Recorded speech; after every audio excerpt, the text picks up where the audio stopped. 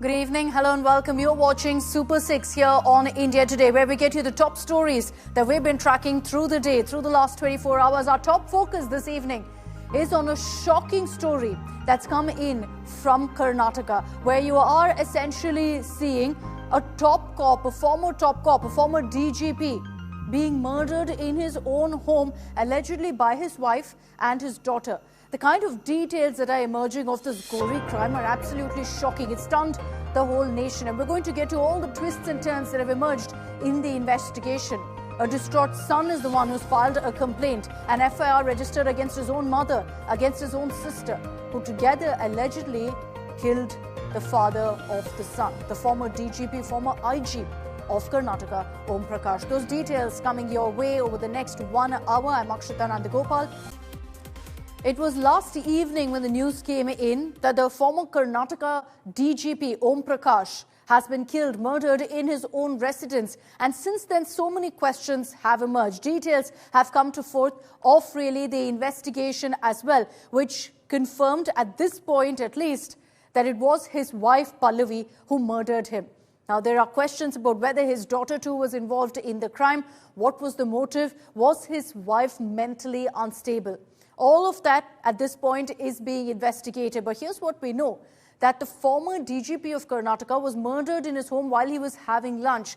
Murdered how? First, chili powder was thrown in his face, and after that, he was stabbed multiple times by his wife, Pallavi. His body was found in a pool of blood because he didn't receive the necessary medical help once he was attacked. It was by evening that the cops actually discovered his body. Let's round up for you all the updates that have come in on the investigation, and then we'll take you through all the layers that have emerged in the shocking horror.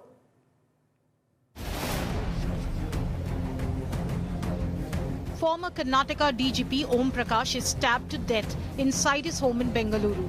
The police on Monday arrested his wife Pallavi and their daughter Kruti for questioning. According to sources, the retired police officer was seated for lunch when Pallavi served him 2 types of fish. Moments later, a fight allegedly broke out. Wife Pallavi threw chili powder into his eyes before allegedly stabbing him multiple times in the neck and head. The DGP's body was found lying in a pool of blood. A plate was still lying near the table. 2 knives have been recovered from the scene, say sources. After the murder, both Pallavi and her daughter reportedly went upstairs. Later, Pallavi herself dialed the police to report the murder. When the police arrived, daughter Kruti allegedly created a ruckus and locked herself in a room. The officers had to break down the door to take her into custody. Pallavi, meanwhile, surrendered and allegedly confessed to the crime. The forensics team is examining fingerprints on the weapons and collecting more evidence to establish the sequence of events. We have got the PM done. We have handed over the body to the son. We have taken to the HSR ground for the formalities. And all. Please come, sir is there. Sir will give you all the details. Come, we are investigating it. We are investigating it. ಸ್ವಲ್ಪ ನೊಂದಿದ್ದಾರೆ ಮತ್ತೆ ಅವರು ಏನು ಇದು ಮಾಡ್ತಾರೆ ಗೊತ್ತಿಲ್ಲ Srinivas. But ನಾನಂತೂ treatment ಕೊಡ್ತಾ ಇದ್ದೀನಿ. ಸಾಕಷ್ಟು ಲಕ್ಷಾಂತರ ರೂಪಾಯಿ ನಾನು ವ್ಯಯಿಸ್ತಾ ಇದ್ದೀನಿ ಅಂತ ಹೇಳಿದ್ರು ಅಷ್ಟೇ. ಬಟ್ ಸಾಕಷ್ಟು ಅವರು ಒಂದು ಸಲ ಮಾತಾಡ್ದಂಗೆ ಫಾರ್ಮ್ ಮೈಂಡ್ ಇನ್ನೊಂದು ಸಲ ಇರಲ್ಲ. ಮೇಡಮ್ ಅವ್ರ ಬಗ್ಗೆನೇ ಹೇಳೋದು ಸಾಹೇಬ್ ಹೇಳ್ತಾ ಇದ್ರು. ಕಾರಣ ಏನು ಅದೇ ಒಂದು ಸ್ವಲ್ಪ ಏನೋ ಒಂದು ಅವರು ಒಂಥರ ಈಗಿಂತ ಅಂತಲ್ಲ, ಸುಮಾರು ವರ್ಷಗಳಿಂದ ಇದೇ ಥರ ಆಗಿದೆ. ಮತ್ತು ಲೆಫ್ಟಲ್ಲಿ ಅಂದರೆ ನಾವೇನು ಉಸಿರಾಡ್ತೀವೋ ಆ ನರಕ್ಕೆ ಇದು ಚೂಪಾದ ಆಯ್ದಿಂದ ತಿಂದಿದ್ದಾರೆ. ನನಗೆ ಅದು ನೋಡಿ ಭಾಳ ಇದಾಯಿತು. ಆ ತಾಯಿ ಯಾಕೆ ಆ ರೀತಿ ಮಾಡಿದ್ರು, ಬೀಭಿತ್ಸವಾಗಿ ಕೊಲೆ ಮಾಡಿದ್ದಾರೆ. An FIR was filed based on a complaint by the former DGP's son, who alleged that the mother and daughter used to threaten his father. Sources say Pallavi has been battling schizophrenia for over 12 years. Pallavi had allegedly told family members that she feared her husband might kill her. Visagai Raj in Bengaluru, Bureau Report, India Today. So here's what we know of what happened How was Om Prakash murdered in his own residence by his wife, allegedly by his daughter too, though that is right now under investigation. They sat down for lunch yesterday and Om Prakash was completely unsuspecting of the crime. He sat down, the wife served him food, and you see the remnants of that also on the dining table. When the cops broke into the house, they found his body lying right next to the dining table, which had food on it, including his plate, half-eaten plate of food. Because what we know is that he was seated on this dining table when suddenly chili powder was thrown on his face by his wife Pallavi, who then, after throwing chili powder on his face, used that moment and that chaos to repeatedly stab him. And so he was found lying right next to the dining table after trying to move forward, and there found in a pool of blood. Essentially, he bled to his death because of the fact that he didn't get any medical help. Now, the murder weapon that's been found is 2 knives, which is what's led to speculation of whether he was stabbed multiple times by both his wife and his daughter. It's something that is being investigated. But what we know is that when the police turned up, based on really the mother herself, Pallavi, the victim's wife, called the cops. And so when they turned up, both of them were upstairs, the mother and her daughter. So the daughter started creating a ruckus. Her name is Kruti. She allegedly refused to cooperate with the authorities, locked herself in her room. The police had to break down her door and take her into custody. Meanwhile, Pallavi, who is the wife of the former DGP Om Prakash, she has confessed to the crime, reportedly. More breaking news updates that are coming in on the story. Let's get you the latest.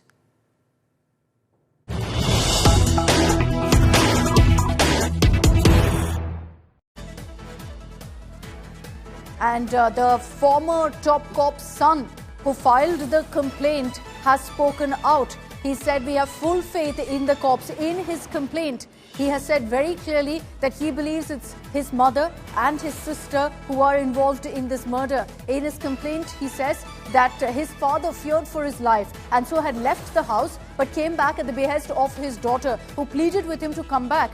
And when he came back, he was murdered in this manner. According to the victim's son, who you see on your screens there, who filed that complaint, he claims his mother is schizophrenic and that his sister was also depressed. After yesterday's incident, I gave a complaint. The police is taking care of their job. I have full faith in our police department. And, I don't want to commit anything else as of now because investigation is done. Giving everything. Let's bring in Sagar Raj, who's been tracking all the latest on this case and the latest twists and turns that have emerged, Sagai. With every passing hour, more stunning details emerge of the circumstances of this crime, the circumstances of this murder. What have the cops been able to establish amid all of the claims that the former DGP's wife was mentally unstable and that his daughter too was involved in the crime? As you rightly pointed out that Om Prakash's wife, Pallavi, was mentally unstable. She was undergoing treatment for schizophrenia, and from past 12 years, Om Prakash was taking care of his wife. And what we also get to learn through the complaint, which was being registered by the son of Om Prakash, is that he has alleged that the mother and his sister, both of them had threatened his father to kill him, especially the mother had threatened time and again. And what we also get to learn through our sources is whenever they pick up a fight, whenever it goes to the next level, Om Prakash used to remove the pistol and threaten and say that if he continues the fight, he is going to shoot him. And it's the same thing which happened on Sunday afternoon. When they sat for the lunch, there was an argument which was broke out between them, and that's when he removed his pistol and threatened them. But the wife, who retaliated through chili powder on him and stabbed multiple times on his chest, abdominal, and as well as an arm, and he succumbed to injuries due to the excess flow of bleeding of blood. The police have registered an FIR. The FSL team has reached out. They took the fingerprints in his house and they went to the police station. They also took fingerprints from both mother and daughter at HSR police station. What you also get to learn through police sources is the daughter did not cooperate in giving the fingerprints to the police. She retaliated and refused, saying that there is no role of her in this entire incident. However, the police was successful getting the fingerprint using the ladies constable, and FSL is interrogating further. FSL is interrogating further, keeping the fingerprints, and even the police continue interrogation to in all possible angles in this particular case. So the daughter seems to suggest that she's not involved, is refusing to cooperate at this point, but the police ensuring that that doesn't hamper the investigation at this stage. Sagai, thanks for those details. Now, there are WhatsApp messages which the former DGP's wife, Pallavi, had also put on a group. And here's what she said. This is her version of events. She claims that she was a victim, that she was being targeted by her husband. Now, here are some of the excerpts. So there's a whole lot of these messages that we went through. We pulled out some of the messages that we thought was, in fact, interesting in this context, where she says, I'm a hostage. I'm always in my husband's surveillance and Om Prakash's surveillance. She claimed that her food is being poisoned. She says that the house help is adulterating and poisoning our food. So much so that she says it's not just her, but also her daughter who's being targeted. She even says outside food was being adulterated. So in that WhatsApp message, Pallavi claims that Swiggy, Zomato deliveries are also being adulterated, and all of this is happening at the behest of Om Prakash. So essentially, she's claiming that she's the victim. And not just her. Pallavi also in these detailed WhatsApp messages has claimed her daughter was also suffering because her daughter's food was also being poisoned. Now, here's where it gets a bit bizarre. She claims that Om Prakash, a former DGP, former IG in the Karnataka police, is a PFI member. And she's demanded that his revolver be seized. So in these WhatsApp messages, she seems to be essentially addressing what she calls fellow IPS officers. She says, I'm being given very painful injections. It doesn't stop there. She also goes on to recount an incident where she says she's walking on a road, a van parked nearby, the door opens, and they tried to sprinkle powder on me, which she says gave her a lot of pain. These are all incidents that she's recounting. Some of it not really making sense, not really, you're not able to connect the dots really, so we've been able to pull out a bit of it. So she says that after that powder fell on her, my upper body was burning due to that powder, which she also attributes as a conspiracy hatched by her husband, Om Prakash. These are the WhatsApp messages that we've accessed. But remember that Pallavi's version is this. She says she acted in self-defense. She says she didn't have a choice but to stab him because he was threatening her with a gun. Okay, let's bring in now Dr. Sandeep Vora, psychiatrist, who's joining us on this broadcast. Good evening, Dr. Vora. Thank you for your time. There's a lot of back and forth, a lot of confusion, and of course, a whole lot of hearsay about what exactly schizophrenia is. So, Dr. Vora, first of all, if you could just tell us what schizophrenia is and what are the kind of symptoms a person or a patient will face.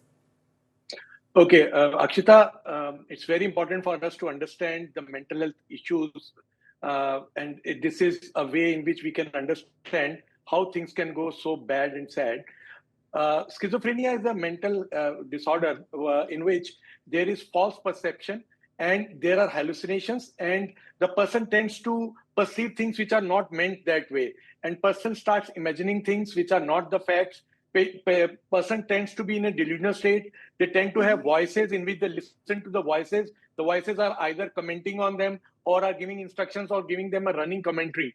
And they are, there is a break from reality in which they do not understand the normal day-to-day activities and they misinterpret in a very different way. So what schizophrenia is a mental disorder. And of course, it is treatable if the treatment is given at the right time and it is continuously given and regularly the medicines are taken by the patient. Dr. Vora, in connection with this particular case, is schizophrenia treatable? And the reason I ask this is because what we know in this case is that the accused, the wife Pallavi, was undergoing treatment for the last 12, 13 years. So if you're under medication, doesn't mean the symptoms are under control. Does that mean that you don't hallucinate?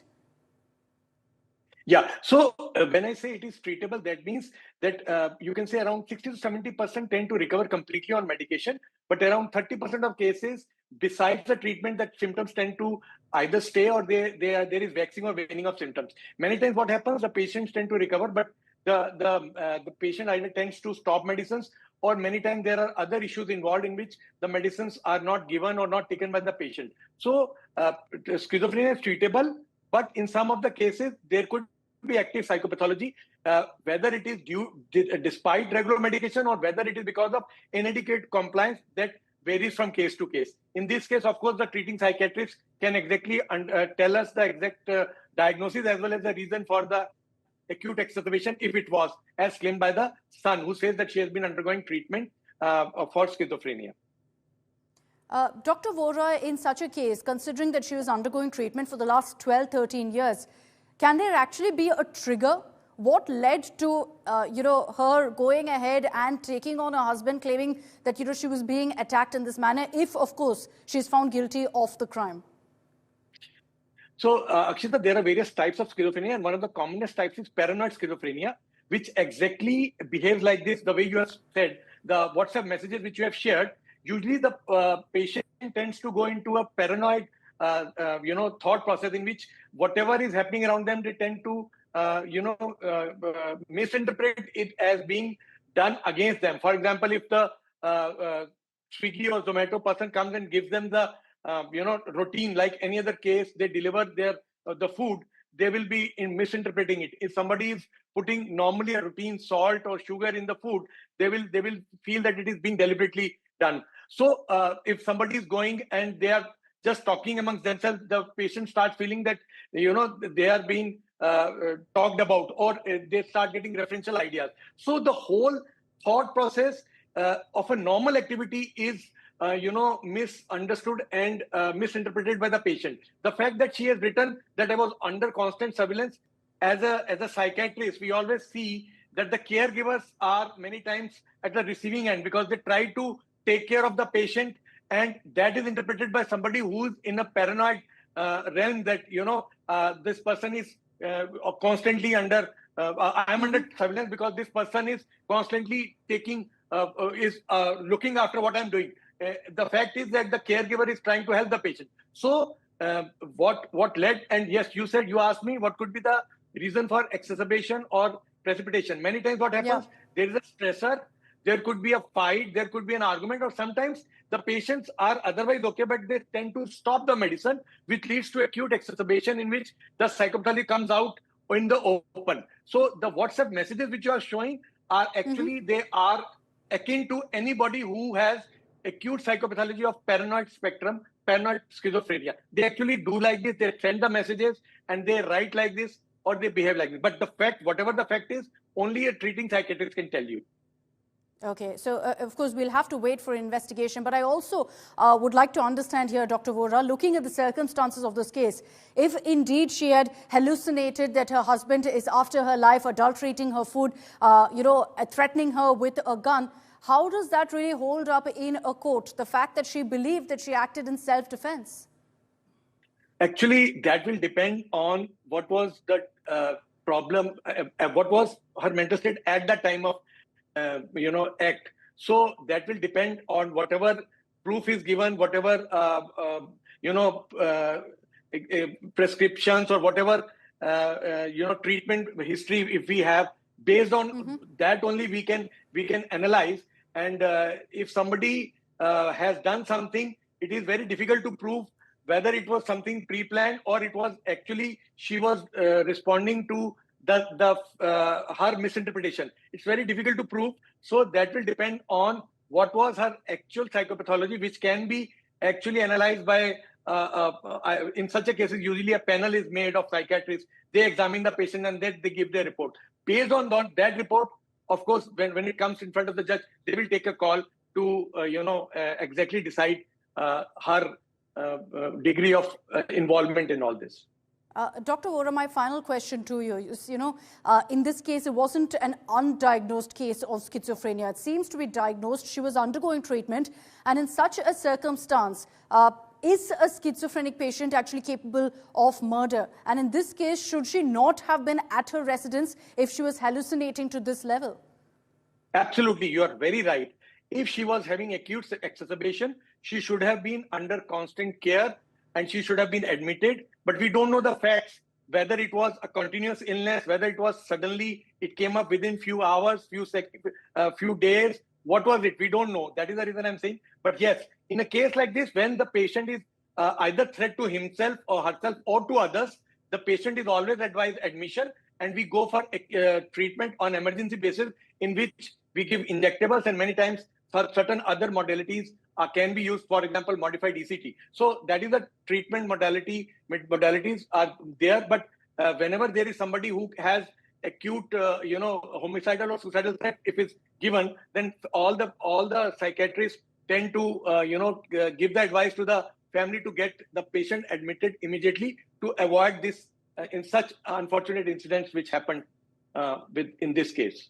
It's unfortunate, truly. From what you're telling me, Dr. Vora, if she did indeed kill her husband, it was clearly because of a lack of necessary care as well, that if she received the necessary treatment, maybe this could have been avoided altogether. Dr. Vora, thank you very much for joining us. We did feel the need that there should be some information out there about schizophrenia, because there's a whole lot of talk about the victim's wife, Pallavi, and how she was schizophrenic and how it drove her to murder. So there are some facts we need to put in context here, that when treated, it can be very much under control. Here there's a question about whether maybe she wasn't taking her medication. That's what led to the hallucinations. And all of this, of course, with that condition that the investigation finds out exactly what happened and if at all she is guilty. But there are a couple of versions, essentially, that have emerged on this crime. What's the truth? Investigation will reveal. But I want to put forth for you two versions. The version of the son of the former DGP Om Prakash versus what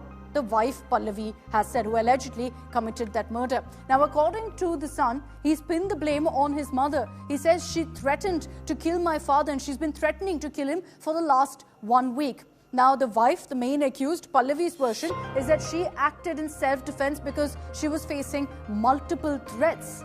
The son claims that his father, Om Prakash, the victim, was actually staying away from home. He was staying at his sister's because his mother, Pallavi, constantly was threatening him. So because of that, he had stayed away from the house. Now, the wife says, not true. He used to roam around the house with a gun and used to keep threatening me with a gun. That's why I acted in self-defense. Now, the son claims that it was Kruti, his sister. So they have two children, Kruti and Kartikesh. Kruti is the daughter. According to the son, 2 days before the incident, Kruti actually pressurized Om Prakash to return to the residence, their father, saying, please come back home. So he did. Now, according to wife Pallavi, she says that the reason we did this and the reason I attacked him, which she's confessed to, by the way, saying it was in self-defense, she says that he first became violent before the incident and so I didn't have a choice. Now, the son has maintained that his father, Om Prakash, didn't want to go back home, but was forced to return against his will because of his daughter's insisting. Now, the wife, Pallavi, has claimed that the husband threatened, her husband, Om Prakash, threatened to shoot her and her daughter. So she says she acted in self-defense to protect not just herself, but also her daughter. If you're confused really of all the names that are emerging in this particular case, let's just put it all together for you. At the heart of it, of course, is the victim, Om Prakash, former DGP, former IG level officer in the Karnataka police. His body was found yesterday. He's married to Pallavi, who is in fact diagnosed with schizophrenia. Now, she allegedly stabbed her husband to death. They have two children, Kruti as well as Kartikesh. Now, the allegation is that Kruti also is involved, suspected to be the accomplice to murder because she was there yesterday at the residence. It was on her insistence that Om Prakash came back home. Now, there are questions about why she did it, if she was involved at all. The police are yet to confirm it because they don't have concrete evidence just yet, just that they found two knives and her fingerprints have been taken to identify if she was involved. The victim's son, Kartikesh. Now, he was the only one who wasn't at the house when this crime unfolded. He found his father lying in a pool of blood. He got a call, returned back home to find corpse already there, and that's when he saw his father's lifeless body. He's filed a complaint in which he's named his mother and his sister, blaming them for the murder of his father, for the murder of Om Prakash. So this is a murky murder trail that's come to the fore right now in Bengaluru, and expect a lot more twists and turns as the investigation progresses. We'll be getting you up to speed with all of those updates.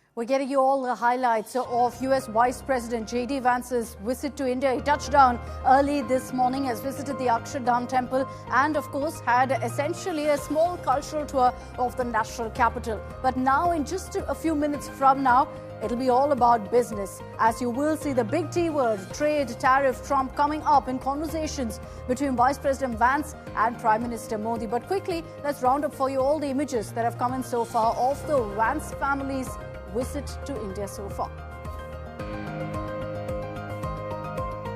US Vice President J.D. Vance and his family landed in Delhi's Pallavi airport at around 10 in the morning. His kids, Ivan, Vivek and Mirabel, charmed onlookers with their full Desi attire.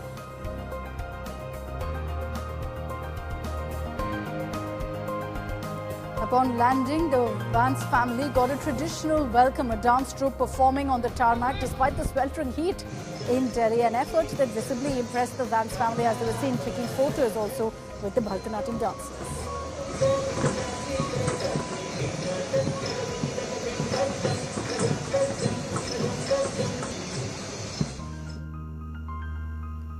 Later, the Vice President of United States, J.D. Vance, also received a ceremonial guard of honor. This was at the Pallavi airport. This is his first official visit to India.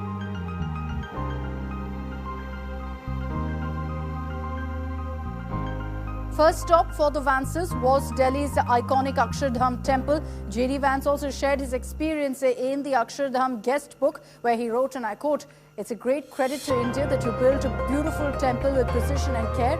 Our kids in particular loved it."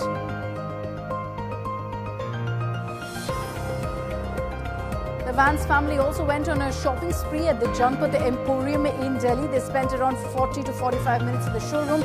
Reportedly purchased a few items as well. Footage of the same hasn't been released just yet.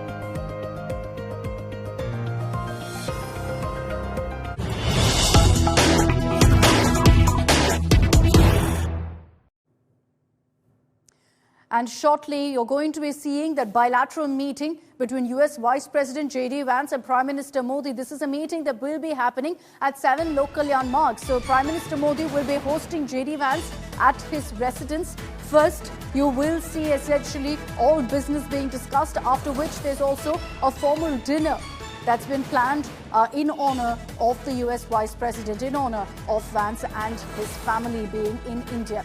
Now let's focus really on the bilateral. What can you expect on the talks or on the table? Well, essentially, trade deal, that will be the biggest focus on what really emerges on the road ahead with regards to the India-US dialogue on a trade deal that benefits both, that's mutually beneficial, that both countries feel they've got a fair deal.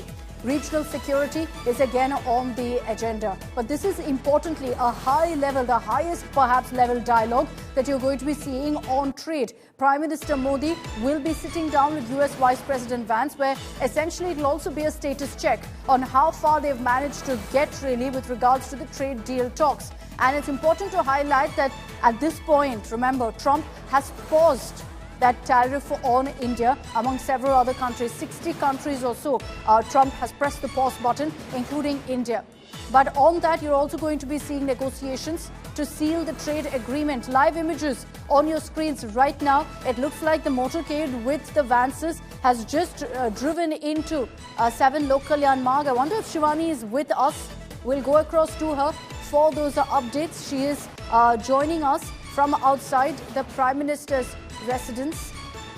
But before that, let me just bring in Gaurav Sawant. Gaurav, to you, what will really be the 3 key takeaways that you'll watch out for in that bilateral? Akshita, this is a very, very important meeting between Prime Minister Narendra Modi and the US Vice President J.D. Vance. So when the Indian Prime Minister interacts with the US Vice President, who has the US presidency here, it's a crucial meeting. It's the bigger aspects or the higher direction, as they say, that's given in these, that is communicated in these meetings. It won't be the nuts and bolts, because for nuts and bolts, you have specific teams that are already engaged in the task and at a very crucial level. So in this meeting, it's the broad strokes of where this relationship is headed, how crucial this is for India, how crucial this is for the United States of America. And that's why look at the red carpet that's been laid out for the US Vice President. This is in a way, India investing in future leadership of the United States of America. He's very young. He's the vice president. There's a very strong India connection, married to an Indian origin lady. So all of this, this is India investing in the future. Point one. Point two,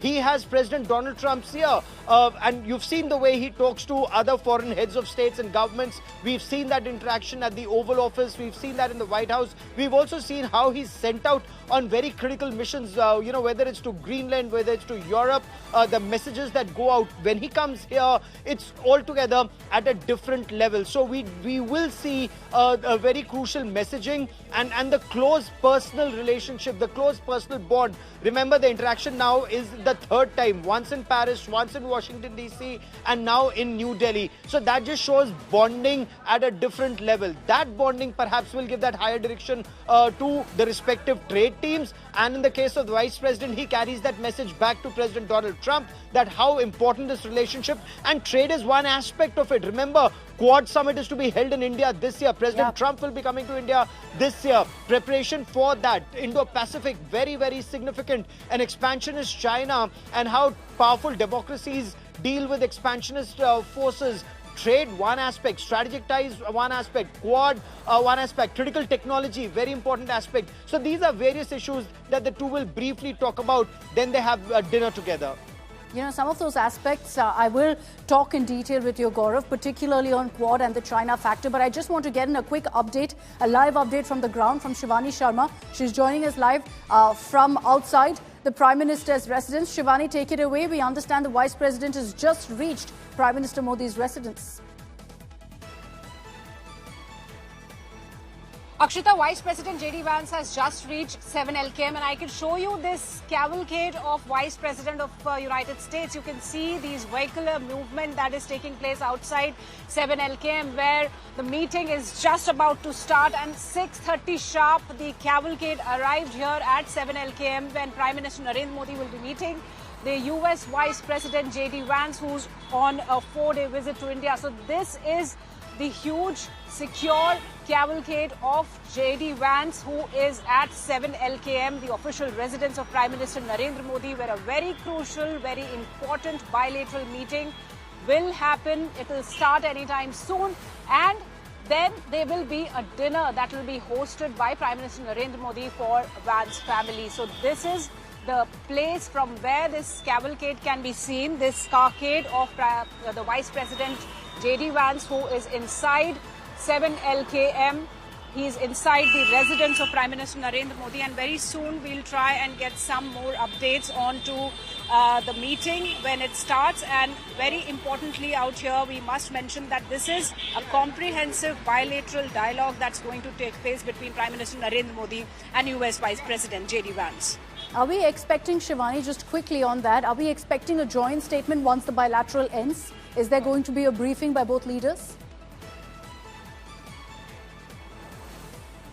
We need some more clarity on that, Akshita, whether the joint statement will be released or a statement that will be released by the MEA on this meeting, because in fact this is a very important meeting that is going to happen between Prime Minister Narendra Modi. And United States and India have been working together on a number of issues, not only the tariffs and the trade agreement, but the strategic ties between both the countries. And quite likely we can expect a statement right after the meeting happens and the important issues that have been discussed here. Okay, Shivani, so we'll watch out for those updates, and hopefully very soon pictures also of the meeting between Prime Minister Modi and Vice President J.D. Vance. What you'll also look out for is pictures of Prime Minister Modi meeting Vance's family. I remember those going viral, particularly from Paris, when Prime Minister Modi had met with J.D. Vance's kids and thoughtfully handed over gifts to them as well. But Gaurav, coming back to you really on the business aspect really of the conversation and the bilateral that will happen between Prime Minister Modi and Vice President Vance. One of the points you mentioned was on China. How crucial really is it for America to really ensure, better ties with India, because it sends across a message also to China at a time when Trump and China clearly aren't seeing eye to eye? America-China relations very clearly are heading downhill. They're going south. There's no denying that fact. And especially after both sides, so far it was in a way a proxy war that was happening, or a war where both sides were at least trying or claiming that they're on the same side, or they're friends and they're dealing with each other, and yet undercutting each other. But now it's out in the open. China wants to be number one. US wants to remain number one. Can China accelerate, replacing America as number one? And can US stall that rise? All of those are very crucial dynamics between those two countries. And India is one country that will play a very critical role. And New Delhi is aware of India's critical role to ensure that Indian interests are best protected and best served in the relationship as it moves forward. So Indo-Pacific, very crucial. The fact that the revival of Quad, Quad growing when President Trump, became president for the second tenure. In his second tenure, this is the first Quad summit that will take place, and it's taking place in India.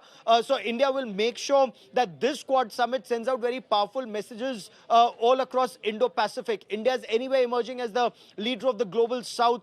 We've seen that post G20, how India speaks not just for India, but for all developing countries of the region, and ensures that that message carries weight. The United States realizes that, and when something happens in this region, India has to play a much bigger role. But for that, India would need, one, the manufacturing heft. India would need the military might. India would need the strategic power. And for all of that, US and India will have to work together.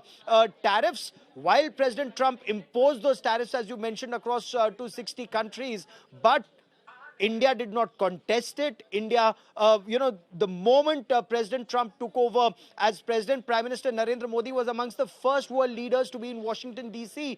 To take this relationship forward. And several officers in the Ministry of External Affairs have explained the messages hit the ground running, be on the same page with the new U.S. administration, engage with them extensively, so that the first 6 months to a year are not lost in just getting to know each other and each finding its way. So that's where India and America have achieved at least one part. Bilateral trade agreement by fall, phase 1. That should send out the second message. The fact that there's 257% tariff on China, and countries close to China or a part of China's axis, there's a higher tariff for them. That sends out a very important signal again to those countries. So this is where India and America together will play a very critical role. It remains to be seen how both are able to address each other's concerns and ensure this is a win-win for both. Just a quick follow-up to that, Gaurav. Do you think that Vice President Vance's visit has also very strategically been timed to what's really happening between America and China? Because there's all of this buzz that, what's happening between America and China ultimately will lead to advantage India. That is the hope. That is the hope, and that is the effort. That it's advantage India. It's India first in every situation. The way Prime Minister Narendra Modi and his team have wargamed this and are moving forward on this. And look at the statement that's come out from Beijing, from their Ministry of Commerce. They're saying any country that does a deal with America which is detrimental to Chinese interests, there will be consequences. It may be aimed at Europe. It may be aimed at India. It may be aimed at other countries. But the fact remains the same, that this is a position where India, and something that our diplomats have been talking about very extensively, in Hindi it's known as Aapada mein Afsar, looking for an opportunity in an adversity. That is what India is trying, negotiating, and they're both very hard-nosed in their negotiations, India and the United States of America, and that is why perhaps the deal hasn't worked so far. So that's the effort with UK, with Europe, with US, multiple trade agreements, bilateral trade agreements. That's the effort that these countries are moving forward on. Very, very true. Gaurav, I'm going to let you go for the moment. Thank you very much for joining us. We'll reconnect with you once pictures come in of the bilateral meet between Prime Minister Modi and Vice President Vance. But let's put the focus on the pictures that have emerged so far of the Vice President accompanied by his family here in Delhi, and J.D. Vance's kids who've grabbed the spotlight in Delhi, dressed very aptly in a desi look. You had his two sons, Ivan and Vivek, embracing their desi attire by wearing a kurta pajama, while J.D. Vance and Usha Vance's daughter Mirabel was dressed in an anarkali outfit. Perfect, really, for their visit to the Akshardham temple.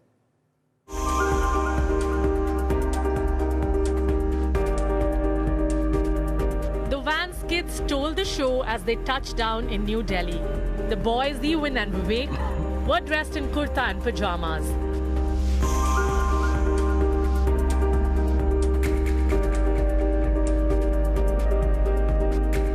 and little Mirabelle took baby steps down in a royal blue ethnic ensemble.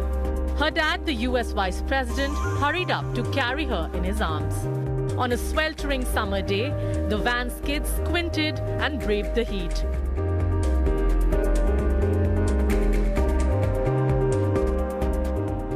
Greeting Minister Ashwini Vaishnav and even playing with the medals of an Indian Air Force officer who was part of the welcome party.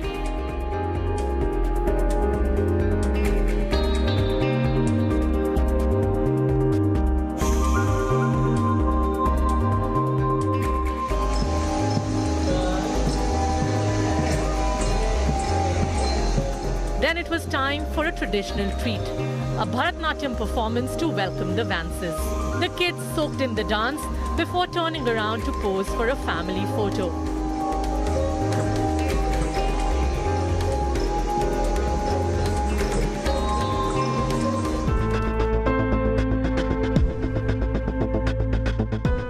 Next stop, Delhi's iconic Akshardham temple.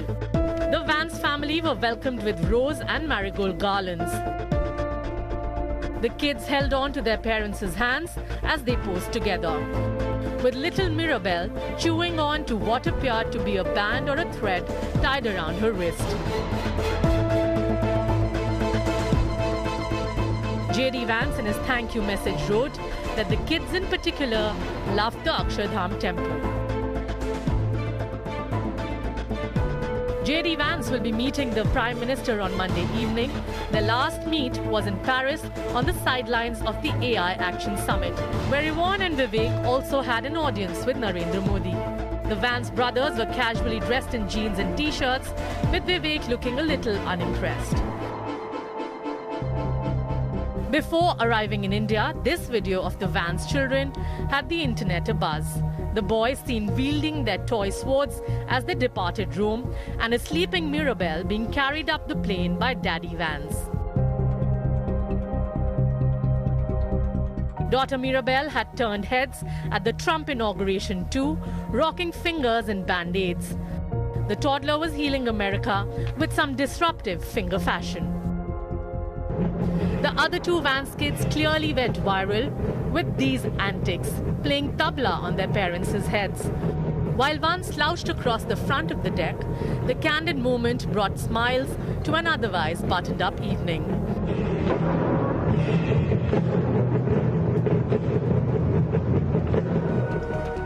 For a high-stakes diplomatic visit, the Vance kids have the pride of place. Bureau Report, India Today.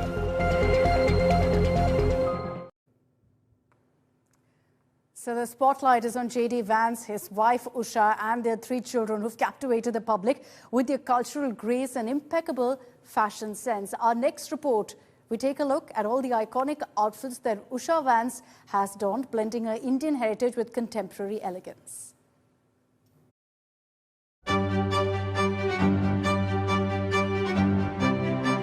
Usha Vance, the first Indian-American second lady, arrived in New Delhi, turning the diplomatic runway into her personal catwalk. Her bold red dress, a sleeveless high-neck maxi-length pencil silhouette, was a nod to her Indian heritage, where red symbolizes prosperity and celebration. The look was polished with a crisp white blazer, exuding modern sophistication. Her minimal accessories and relaxed side-parted hairstyle kept the focus on the dress's fiery hue. Fashion critics are calling it a seamless blend of East meets West elegance.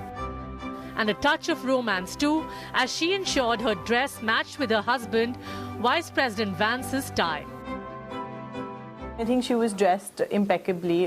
She was in an A-line red dress with an A-line shift red dress, and she's in a white blazer. I think red is such a significant color both for America and for us. And she was complimentary to her husband, who was in a staple uniform navy blue suit along with the red tie. So I think they coordinated well, and as an airport look, I thought that was extremely comfortable and chic of her. The kids too didn't disappoint. They stole hearts in traditional Indian wear, handpicked to honor their mother's Telugu roots. I thought it was very respectful that her kids were dressed in Indian outfits, from a kurta pajama to a lehenga choli, and it seems like an attempt to make them feel a part of this culture since she's herself from India. Usha Vance has always been a picture of elegance and poise. Just last week, Usha and J.D. Vance attended Good Friday Mass at St. Peter's Basilica in Rome, and Usha exuded grace in a tailored black midi dress with long sleeveless and a modest neckline, paired with a traditional lace mantilla veil, which was a nod to Catholic customs. 2025 has clearly been Usha Vance's year to shine. At the presidential inauguration, she turned heads in a custom peony pink Oscar de la Renta cashmere coat, paired with a tea-length dress and mauve suede boots. The look, accessorized with floral pearl earrings and a sleek bun, was dubbed demure royalty by fashionistas. In a rare nod to Indian designers, Usha stunned at the pre-inauguration candlelight dinner in a violet one-shoulder Gaurav Gupta gown. The sculptural pleated design with a daring slit showcased her ability to blend heritage with high fashion. There was a very nice, elegant, formal look. Gaurav Gupta is known to do these very elaborate looks for occasions, especially for red carpet. She carried it off very well, though we've also noticed that she hasn't been wearing too many Indian designers. Gaurav Gupta is the only one that we've seen on her. At the inaugural ball, Usha sparkled in a strapless sapphire degraded gown by Reem Accra, featuring embroidery and chantilly lace. Paired with diamond studs and a low bun, the look screamed timeless glamour. Netizens can't stop gushing over Usha Vance's style, from ex-posts calling her trending and smashing to comparisons with First Lady Melania Trump. Usha's monochromatic clean-cut style is redefining political fashion. Her salt and pepper hair, often styled in a sleek bun, adds a youthful yet sophisticated edge. She's a very classic dresser. She's super simple, she's super elegant, and she keeps it very simple and I would say minimal. And I think she wears simpler cuts. She's not known to experiment too much, but she does experiment a bit with color. And I like how she simply dresses, not bringing in too much attention, but that maybe just be her personality as well. As Usha Vance continues her global journey, her fashion choices speak louder than words, blending heritage, modernity, and quiet confidence. Whether in a fiery red dress or a structural gown, she's proving that style is the ultimate diplomacy. The only time we've seen Usha rock a desi look is a wedding, when she wore a traditional Andhra sari. Even her visits to her family with Vance have been casual and comfy. So we are definitely counting on more desi flair in the days to come. With Kshitija Gosavi, Bureau Report, India Today.